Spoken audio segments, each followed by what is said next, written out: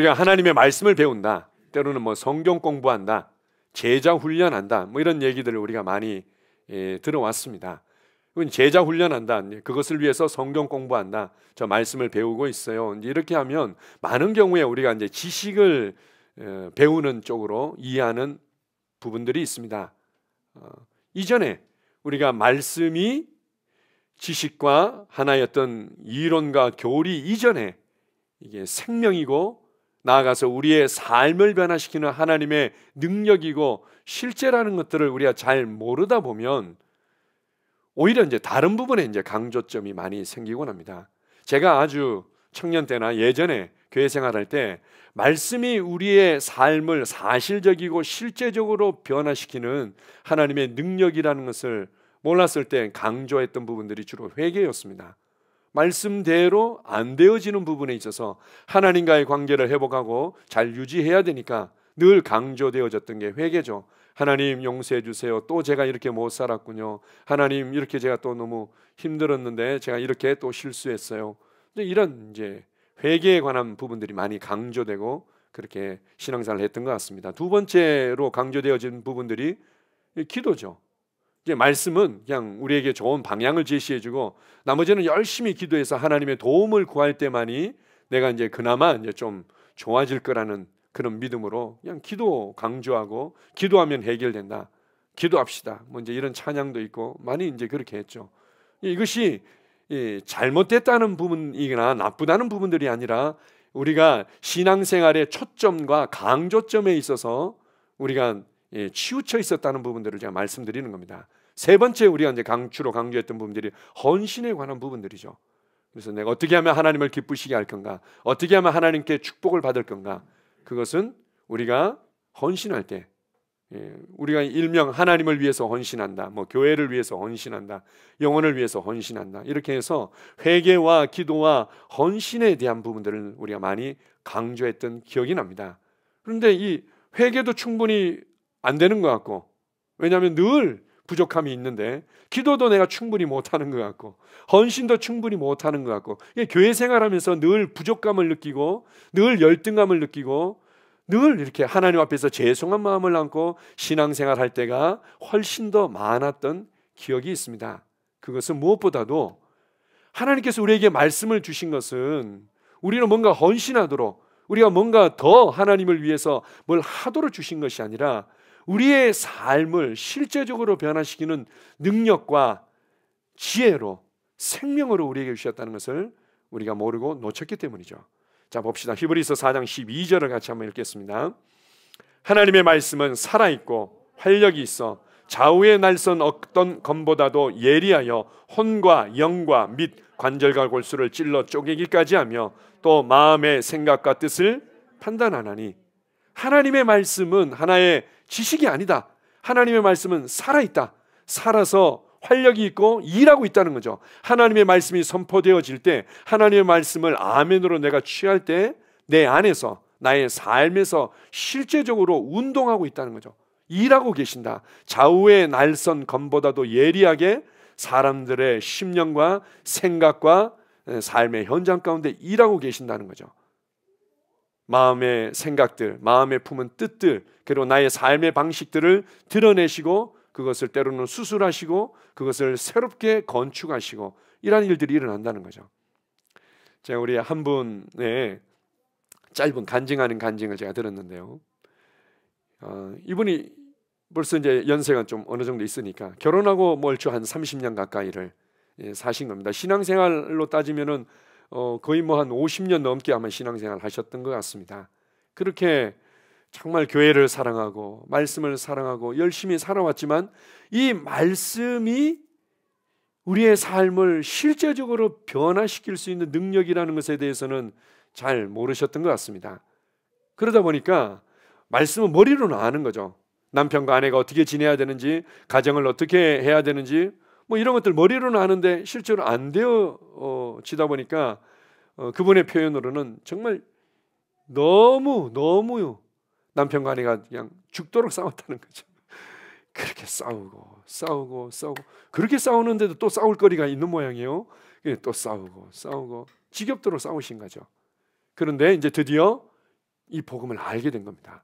아, 믿음이 무엇인지, 하나님의 말씀에 믿음으로 반응하는 것이 무엇인지, 말씀이 우리의 삶에 어떤 능력과 실제가 되는지에 대해서 이제 눈이 열리신 거죠. 이 말씀을 알고 그렇게 말씀을 따라 생각하고 말하고 말씀에 양보되어져서 믿음으로 반응하는 것이 무엇인지를 이제는 배우신 겁니다. 그리고 이제 자신의 삶에서 그렇게 30년 가까이를 싸웠던 싸움이 그쳐버렸다고. 지금은 이제 간혹 말다툼이 있더라도 금방 해결되어지고, 그리고는 너무 남편과 아내가 너무 고맙고 감사하고 이제 그런 마음이 있답니다. 놀랍죠? 이 말씀은 실제적이고 사실적으로 우리의 삶에 역사하고 있는 겁니다. 그래서 예수님께서 요한복음 6장 63절에서 이렇게 말씀하십니다. 내가 너희에게 이른 말이 영이요 생명이다. 내가 너희에게 이른 말이 단지 너 이렇게 살아야 돼 라고 방향을 제시해 주는 수준이 아니라 영이고 생명이다. 우리의 영 안에 생명을 주시고 생명의 활력을 주시고, 그리고 그것을 살아낼 수 있는 능력으로 일하신다는 거죠. 우리 이제 동일한 말씀이 요한복음 8장 31절 32절에 나와 있습니다. 우리 양육반을 배우면서 제일 먼저 암송하고 그것에 대해서 우리가 이해하게 되는 말씀이죠. 너희가 내 말에 거하면 참 내 제자가 되고, 너희가 내 말에 거하면 이렇게 얘기하는 거죠. 거한다는 것은 사는 거죠. 함께 너희가 내 말씀과 함께 살아가면, 이 말은 말씀을 따라 생각하고 말하고 말씀을 따라 반응하는 거죠. 그렇게 하면 내 제자가 되고 진리를 알게 된다. 그래, 진리를 알게 되면 진리를 알지니 진리가 너희를 자유케 한다. 자, 보십시오. 우리가 진리를 어떻게 알게 되는가?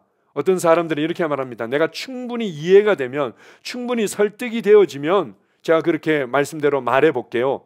말씀대로 행동해 볼게요. 이렇게 이제 접근하는 경우들이 있습니다. 그러나 이 말씀을 잘 이해하십시오. 너희가 내 말에 거하면, 말씀을 따라서 생각하고 말하고 반응하면 그때 비로소 진리를 알게 된다는 거죠. 아, 하나님의 사랑이 이런 거였군요. 하나님의 구원의 은혜가 이런 거였군요. 하나님이 우리에게 주신 의와 생명이 이런 거였군요. 하나님이 자녀들에게 주셨다는 권세가 이런 거였군요. 우리를 하나님의 보좌에 앉히셨다는 게 이런 거였군요. 그리스도 안에서 우리가 그분과 연합되어 살아간다는 게 이런 거였군요 라고 비로소 알게 된다는 거죠. 그렇게 진리를 알게 됨과 동시에 참된 자유가 임하게 된다는 겁니다. 모든 것으로부터, 불안과 두려움과 열등감과 정죄감으로부터 자유케 되어지고, 그리고는 내가 할 수 없었던 삶의 수준에서 이제는 뛰어넘고 확장되게 되고, 담대해지고 열정적이게 되고, 그리고 실제적으로 내 삶에 대한 통찰력과 지혜가 생겨서 사실적으로 내 삶을 구체적으로 변화시키고, 그리고는 그 현장 가운데 나타나는 변화로 말미암아 복음의 영향력을 더 많은 사람들에게 가져가고 확장시키는 삶으로 전진하는 겁니다. 얼마나 놀랐습니까? 아까 말씀드린 우리 그분 같은 경우는 이제는 만나는 사람들에게 담대히 얘기할 수 있는 거죠. 내가 말씀을 따라 생각하고 말하고 행하고 그 말씀에 내가 양보했더니, 아, 가정을 주신 하나님의 목적을 이제는 알았어요. 부부가 어떻게 하나가 되고 그 사랑 안에서 살아갈 수 있는지를, 제가 뭔지를 이제는 알았어요.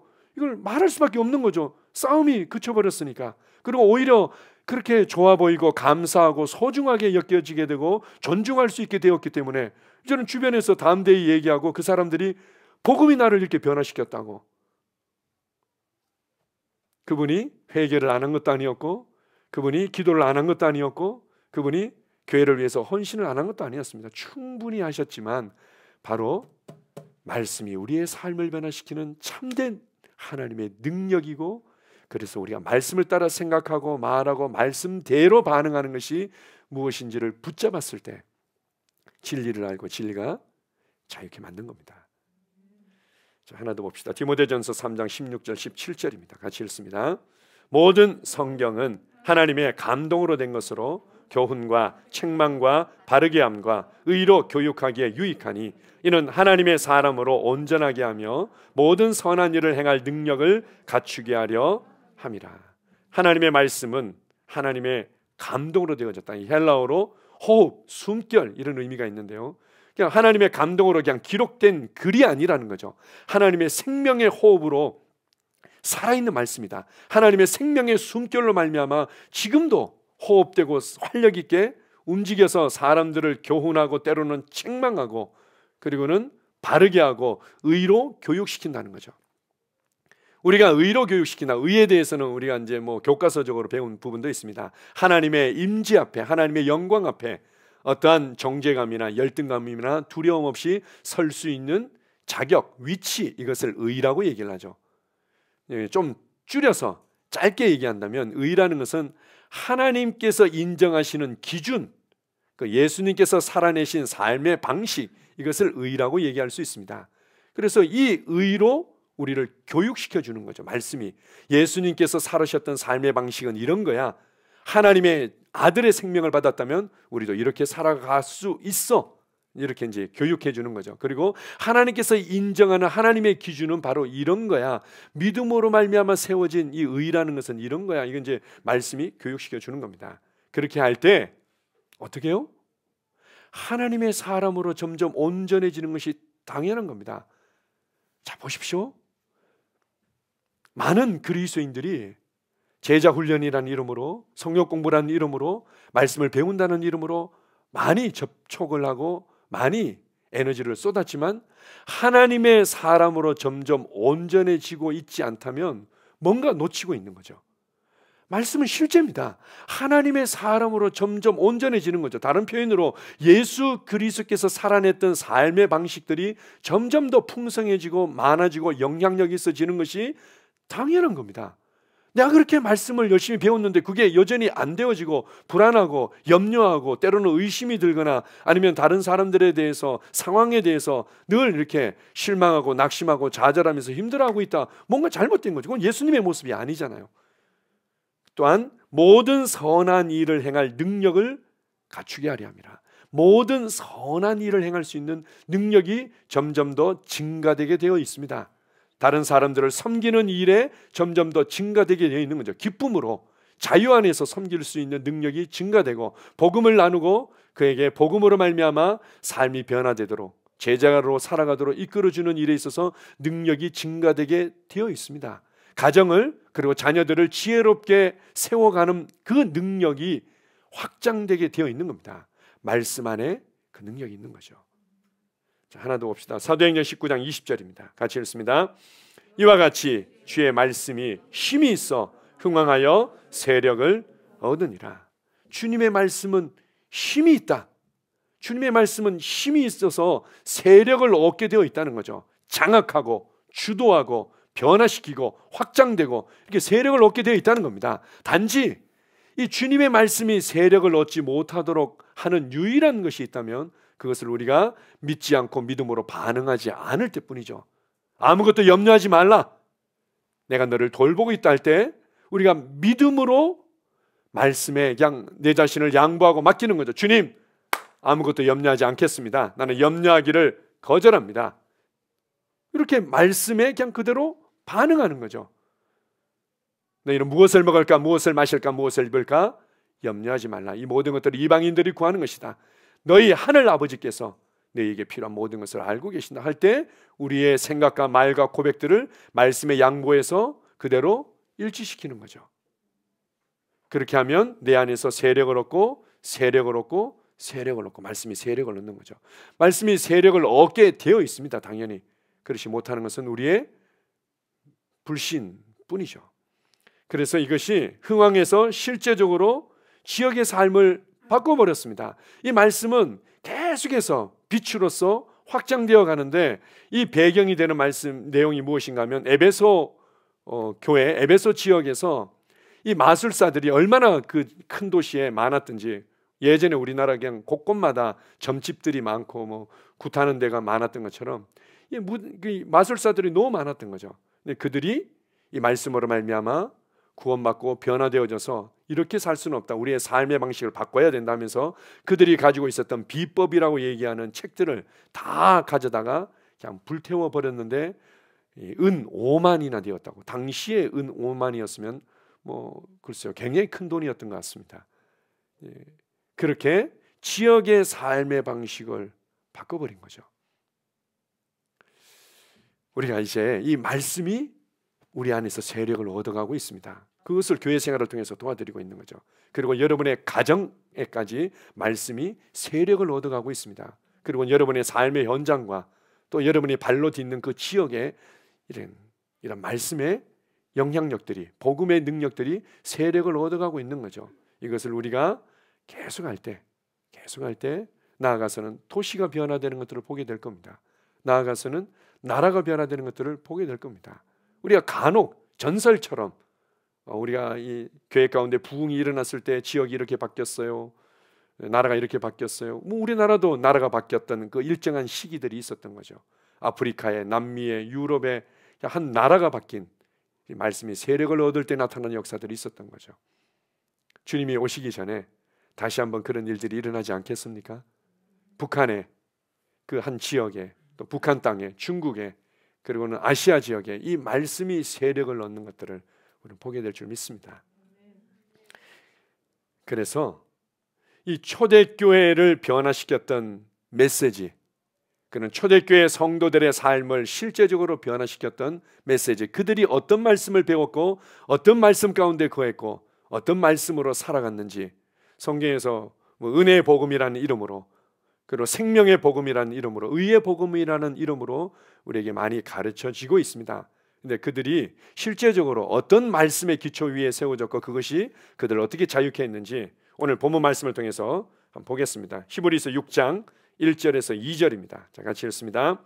그러므로 우리가 그리스도의 도의 초보를 버리고 죽은 행실을 회개함과 하나님께 대한 신앙과 침례들과 안수와 죽은 자의 부활과 영원한 심판에 관한 교훈의 털을 다시 닦지 말고 완전한 대로 나아갈지니라.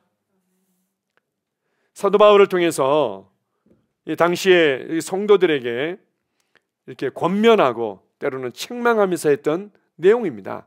너희가 왜 어린아이처럼 계속 기초만 닦고 그 안에서만 맴돌고 있느냐?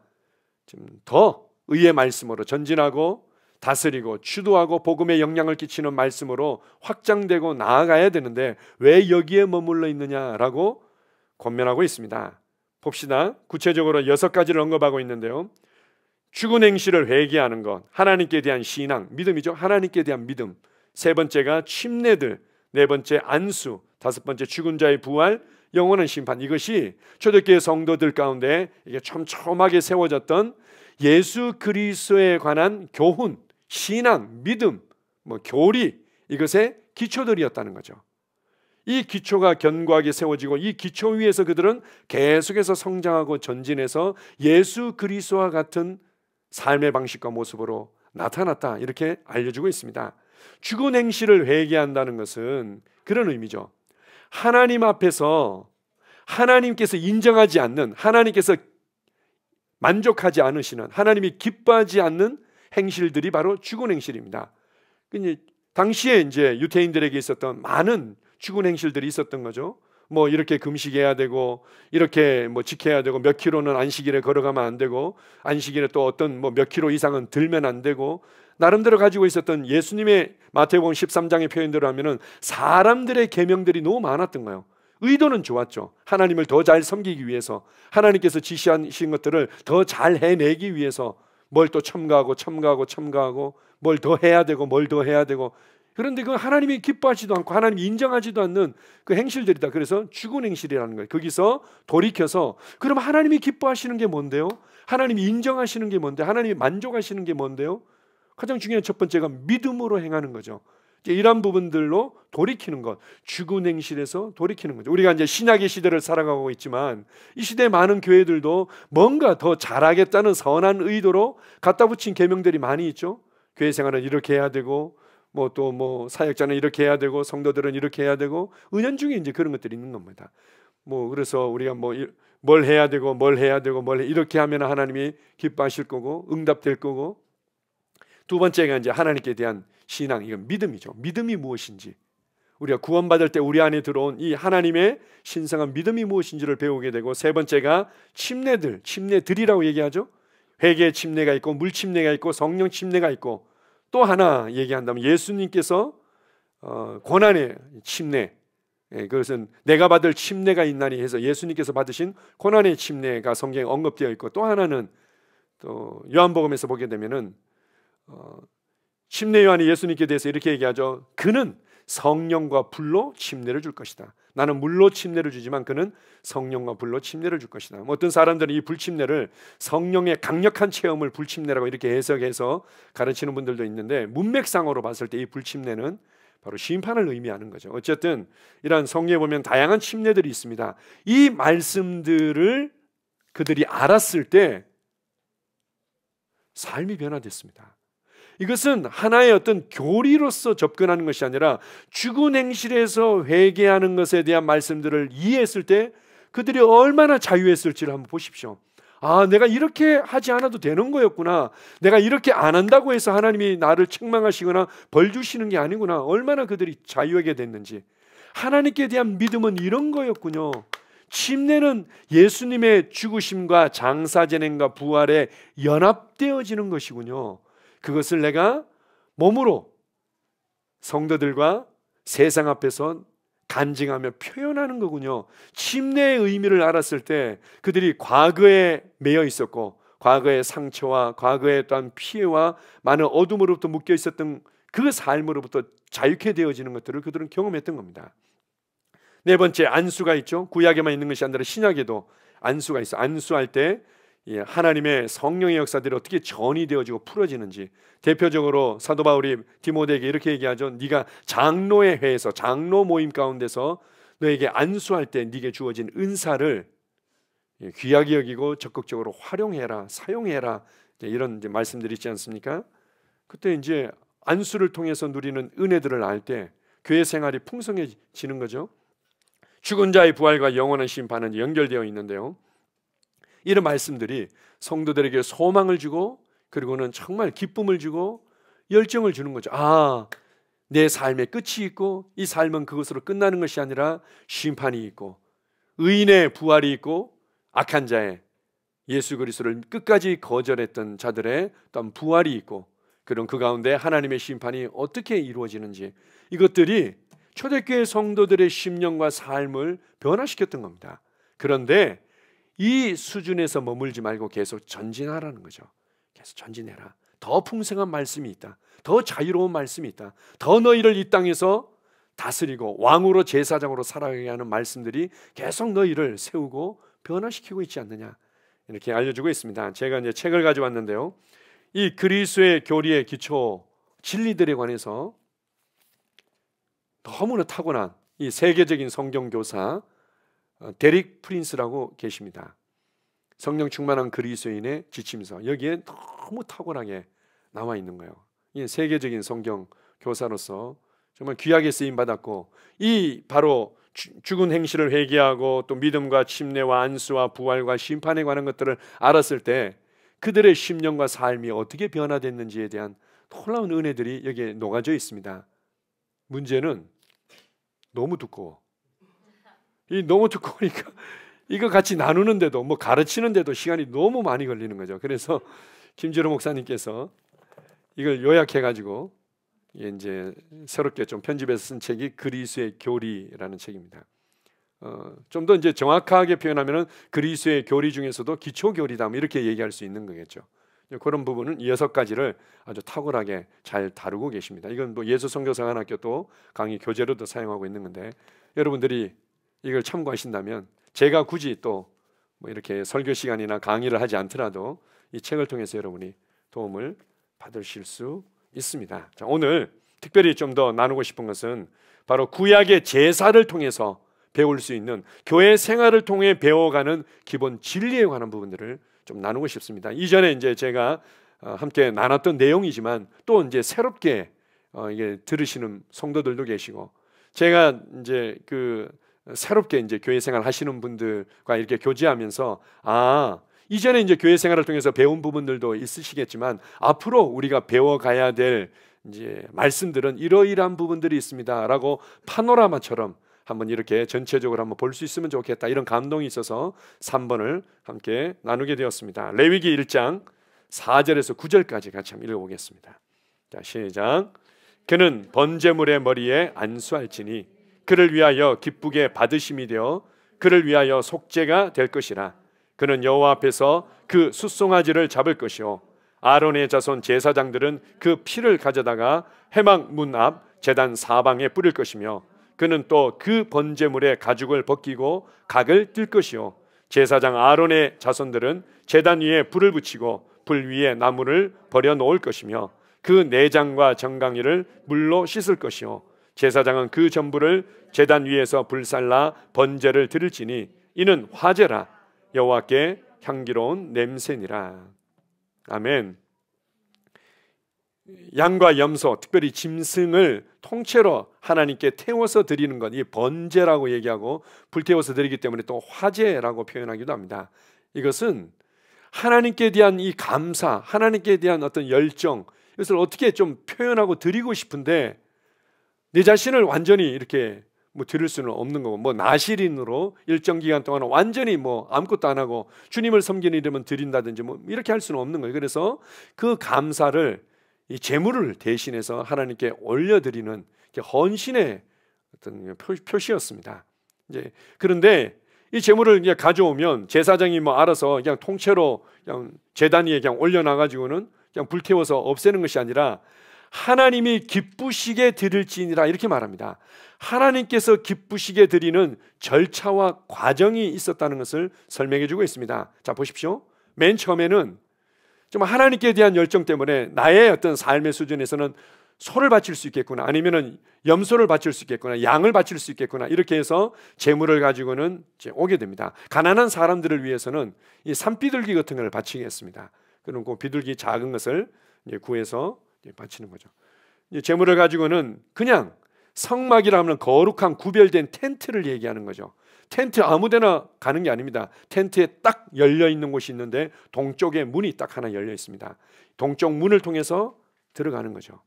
들어가게 되면 제사장이 제일 먼저 하는 게 뭔가 하면 이 짐승이 흠이 없고 점도 없니 온전한 제물인지를 살펴보는 겁니다. 그래서 하나님이 기쁘게 받을 만한 자격을 갖춘 양이라는 것을 이제 검증을 하는 거죠. 우리가 이제 어린 양, 이건 예수 그리스도의 예표라는 것을 우리가 잘 알고 있습니다. 예수님도 그래서 겟세마네 동산에서 잡혀서 그 다음 그 며칠 동안 한 일이 뭔가 하면 대제사장에게, 그리고 당시에 그 최고의 법을 집행하고 있었던 로마와 그 로마 총독에게 이 사람이 죄가 있는지 없는지, 흠이 있는지 없는지를 그냥 그렇게 검사를 받게 되지 않습니까? 마찬가지로 이 짐승이 흠이 있는지 없는지를 검사받고 난 이후에 이제는 안수를 하게 됩니다. 그러니까 안수를 한다는 것은 나와 이 짐승이, 양이 연합되어지고 나의 모든 것들이 이 양에게 전가되어지는 것을 의미하는 거죠. 그러고 나서 그대로 바치는 것이 아니라 멱을 따서 피를 다 뺍니다. 그 다음에 가죽을 벗기고, 그리고 이제 이 개역 성경에는 각을 뜬다고 얘기하는데 이게 굉장히 어려운 표현인데요. 각을 뜬다는 것은 여러 조각으로 나누는 것을 얘기합니다. 이게 머리 따로 이제 잘라내고 팔, 다리 이렇게 해서 여러 조각으로 잘라내는 거죠. 그냥 통째로 바쳐도 될 텐데 이렇게 각을 뜨라고 하나님께서 명령하신다는 이유가 있는 거죠.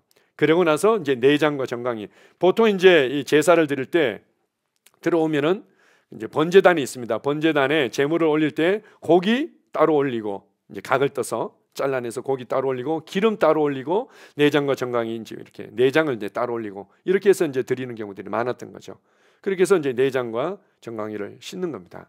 이 내장 같은 경우 이게 이렇게 소화되지 않은 음식물이라든지, 안 그러면 소화되기 직전에 똥 수준의 이런 것들이 있을 수 있는 거죠.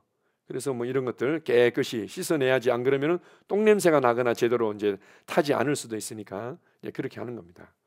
오히려 이렇게 소화되지 않은 것들이 들어간 곱창 이런 것들도 좋아하는 분들이 계신 모양이던데, 보통은 그거 다 이제 씻어내죠. 씻어내고는 이제 우리가 이제 음식으로 사용하는 것처럼 이제 그렇게 하나님께 드렸던 겁니다. 자, 보십시오. 로마서 12장 1절 2절을 보게 되면 그리스도인들의 삶이, 그 그리스도인들의 신앙생활이 주님 앞에 거룩한 제물로 드려지는 삶이다 이렇게 설명하고, 베드로전서 2장에 보게 되면 우리가 또한 제물인과 동시에 거룩한 제사장으로 하나님 앞에서 살아가고 있다 이렇게 설명해 주고 있습니다. 우리는 거룩한 제사장인과 동시에 거룩한 제물로서 우리가 드려지는데, 거기에는 과정이 있다는 거죠. 과정이. 다른 표현으로 영적인 성장의 과정들이 있고, 말씀을 통해서 우리의 삶이 다루어지는 과정들이 있는 겁니다. 그냥 통째로 이루어지는 것이 아니라 과정을 통해서 하나님이 기뻐하시는 제사가 드려졌던 겁니다. 우리가 이제 꼭 이대로만 우리가 이해할 수 있는 부분이 아니라 또 다른 풍성한 의미들이 있겠지만 구체적으로 중요한 의미들을 한번 보도록 하겠습니다. 첫 번째, 동쪽의 문을 통해서 성막 안으로 들어오게 된다는 것은 바로 예수 그리스도를 통해서 구원받고 구원의 확신을 가지는 것을 의미합니다. 교회 생활 안으로 들어와서 예수 그리스도를 구원자와 주님으로 영접하는 순간 무엇부터 시작됩니까? 구원이 무엇인지를 배우고 구원에 대한 확신을 갖도록 도와드리죠. 구원이 뭔지를 몰라. 내가 구원받았다는 걸 몰라. 내가 어둠의 나라로부터 빛의 왕국으로 옮겨졌다는 걸 잘 몰라. 그에 대한 확신도 가지고 있지 않아. 그러면은 처음부터 지금 첫 단추가 제대로 끼워지지 않은 거죠. 그것을 먼저 도와드립니다. 두 번째 이루어지는 것이 재물에게 안수하는 거죠. 이것은 바로 예수 그리스도와 우리가 연합되어지고 동일시되어졌다는 것들을 알아야 될 필요가 있는 겁니다. 내가 이제는 그리스도 안에서 선택받았고 그리스도 안에서 의로워졌고 그리스도 안에서 영광스럽게 되었고 그리스도 안에서 다스리는 자가 되었구나. 그리스도 안에서 그분과 함께 이제는 살아났고 하늘 보좌에 안침바 되었구나. 그리스도 안에서의 삶을 배우게 됩니다. 많은 그리스도인들이요, 구원받고 난 이후에 대부분 자신의 느낌과 경험에 의해서 자기 자신을 보기 시작합니다. 그리스도 안에서 내 자신을 볼 줄 모르고 그냥 나의 느낌과 경험 안에서만 보게 되는 거죠. 그것을 내려놓게 하고 배울 수 있도록 도와주죠. 세 번째가 무엇입니까? 피를 이제 다 빼는 겁니다. 그래서 더 이상 움직이지 않도록 자신의 이전의 생명이 꿈틀거리지 않도록 만들어버리는 겁니다. 바로 옛사람이 죽었음을 알도록 가르쳐주는 거죠. 나는 예전의 나나 지금의 나나 바뀐 게 별로 없는데요. 예전에 이렇게 살았는데 신앙생활하면서 조금씩 좋아지지 않을까요? 아니라는 거죠. 너희 옛사람이 예수와 함께 십자가에 못 박혀서 끝났다. 갈라디아서 2장 10절에 내가 그리스도와 함께 십자가에 못 박혀 죽었나니 나의 옛사람과 옛사람에 속한 모든 삶이 십자가에서 완전히 끝났구나. 완전히 죽었구나. 나는 이전의 사람이 아니구나. 제가 한번 설명드렸는데 기억하시는지 모르겠습니다. 남아프리카 공화국에 아주 유명했던 큰 사역을 하셨던 분 중에 코버스 목사님이라고 계셨는데요. 돌아가셨는데 그분은 여러 가지 또 이렇게 잘한다, 이거는 잘못된 거 아니냐, 이런 호불호가 있었던 아주 특별하신 독특한 분이었는데요. 그분이 어떤 연유에 뭔가 이렇게 고발을 당했는지 어떤 연유에 해가지고는 이제 재판을 받게 되었습니다. 이제 재판관이 이제 물어보는 거죠. 당신 코버스 맞습니까? 예, 코버스입니다. 당신 예전에 그 기록을 보니까 마약 소지했던 적이 있고 불법 무기 소지했던 적이 있는데 그때 그 코버스 맞습니까? 이러니까 아닙니다. 저는 그 코버스가 아닙니다. 다시 묻는 거죠. 당신 코버스 아닙니까? 그러니까 예, 저 코버스입니다. 근데 그러면은 몇 년도 그때 재판 받았을 때 다 붙잡혀서 다 나왔네. 마약 소지자로 불법 무기 소지했던 걸로 다 나오지 않았습니까? 그 코버스 아닙니까? 저는 아닙니다. 이렇게 계속 옥신각신하니까 이제 재판장이 화가 난 거죠. 그때 이제 코버스가 그때 그 코버스는 죽었습니다. 지금의 코버스는 그 사람이 아닙니다. 그러니까 이제 재판장이 화가 나가지고는 이 법정 모독죄를 적용해가지고 벌금을 때려가지고 쫓아 보냈다는 그런 그 일화가 있습니다. 우리가 세상 사람들과 이게 조화롭게 소통하면서 살아가기 위해서는 맞습니다. 이렇게 할 수 있는 부분도 있겠지만 그러나 엄격하게 적용한다면 코버스처럼 말씀하는 게 그게 진리인 거죠. 실제적으로 이전에 그렇게 나쁜 짓 하고 그리고는 그곳에 머물러 있었던 그 사람은 죽은 겁니다. 우리는 완전히 새로워진 거죠. 이 진리가 성도들을 얼마나 자유케 하는지, 이 진리가 정죄감으로부터 얼마나 자유케 하는지, 이 진리가 사람들의 어떤 과거에 대한 어떤 열등감과 흔적으로부터 얼마나 자유케 하는지. 다른 사람에게 대해서 손해를 끼치고 문제를 일으킨 것은 당연히 배상하고 과거를 청산하고 해결해야죠. 그러나 하나님 앞에서 우리가 옛사람과 옛사람의 삶이 끝났다는 이 진리를 정말 알게 될 때 얼마나 우리를 자유케 하는지. 그리고 네 번째 뭘 합니까? 가죽을 벗겨내는 거죠. 가죽을 벗겨낸다. 이것은 세상적인 보호와 의지했던 것들을 내려놓고 내가 프라이드라고 여겼던 것들을 내려놓는, 어떤 사람에게는 돈이 프라이드가 되기도 하고 자식이 프라이드가 되기도 하고 자신의 직업이 프라이드가 되기도 하고 나의 똑똑한 어떤 경험과 생각들이 프라이드가 되기도 합니다. 아니구나. 나의 진정한 보호는 예수 그리스도구나. 나의 진정한 공급은 예수 그리스도구나. 내가 자랑할 수 있는 분은 예수 그리스도구나. 사도 바울처럼 이 모든 것들은 정말 배설물과 같구나. 예수 그리스도의 은혜와 영광과 그 보호와 공급과 비교하자면 이 모든 것들은 배설물과 같구나. 이제 이런 것들을 이제 배워가는 거죠. 다섯 번째로 이제 각을 뜨는 겁니다. 여러 조각으로 자른다는 것은 그냥 타고난 나의 뼈대, 타고난 나의 근육에 의해서 하나님을 만족시킬 수는 없는 거죠. 그래서 나의 타고난 기질만을 고집하지 아니하고 교회 생활을 통해서 겸손하고 온유한 사람이 되는 겁니다. 그래서 나는 원래 이런 사람인데요, 나는 이거 잘하고 이거 못하고요, 나는 이거 하기 싫은데요, 이런 부분들이 이제 다루어지는 거죠. 교회 생활을 통해서 다루어지면서 정말 온유하고 겸손한 사람이 되어서 하나님께서 쓰시고자 하는 대로 이렇게 반응할 수 있는 사람이 되는 겁니다. 어떤 사람들은요, 교회 안에서 자기가 좋아하는 것만 하고 싶어요. 자기가 좋아하는 사람들에게만 영향을 끼치고 싶어 한다든지 이런 것들이 너무 강한 거죠. 이건 이제 각을 떼야 되는 겁니다. 각을 뜬다는 게, 우리가 각을 뜬다고 그러면은 들었던 인식이 예전에 포를 뜬다고 그래가지고는 포를 뜬다고 그래가지고 뭐 이렇게 뭔가 하는 것 같은데, 이 머리 팔다리 이렇게 적절하게 이제 잘라내는 거죠. 마지막으로 이제 내장과 정강이를 물로 씻어내는 겁니다. 이제 속을 다루는 거죠. 대부분이 우리의 어떤 삶의 방식이나 이제 이런 것들을 다룬다면, 이제는 물로 내장과 정강이를 씻는 것은 세상으로부터 영향받은 것과 어릴 때부터 내 안에 이렇게 배어진 그런 어떤 가치관, 인생관, 결혼관, 물질관, 사업관, 그런 교육관, 뭐 이제 이런 것들, 이런 어떤 관점을 다루는 것을 말합니다. 성경적인 관점으로 다루어지는 거죠. 이게 사실 이거 다룰 때가 굉장히 어렵습니다. 대부분의 사람들은 성경적인 이란 관점보다는 그냥 세상적이고 내가 어릴 때부터 경험해온 관점들이 많은 거죠. 대부분은 그래서 어떤 부족감의 사고방식, 피해자의 사고방식, 그리고는 의존적인 사고방식에 의해서 늘 교육도 그렇게 바라보고 자녀도 그렇게 바라보고 세상도 그렇게 바라보는 분들이 말씀으로 씻겨지는 거죠. 할렐루야. 이게 하나의 어떤 지식인 것 같지만 이 하나하나의 말씀들을 알아가면서, 물론 요거 구원의 확신 다음에 요게 이루어지고 요거 다음에 뭐 꼭 그렇게만 우리가 적용할 수는 없습니다. 이 부분에 좀 터치가 있고 이 부분에 터치가 있고, 어떤 부분에 좀 더 전진된 어떤 계시와 터치가 있다면 다른 부분이 이제 조금씩 되어가기도 하고, 이런 것들이 교회 생활을 통해서 이루어짐과 함께 참된 자유를 경험하게 되는 겁니다.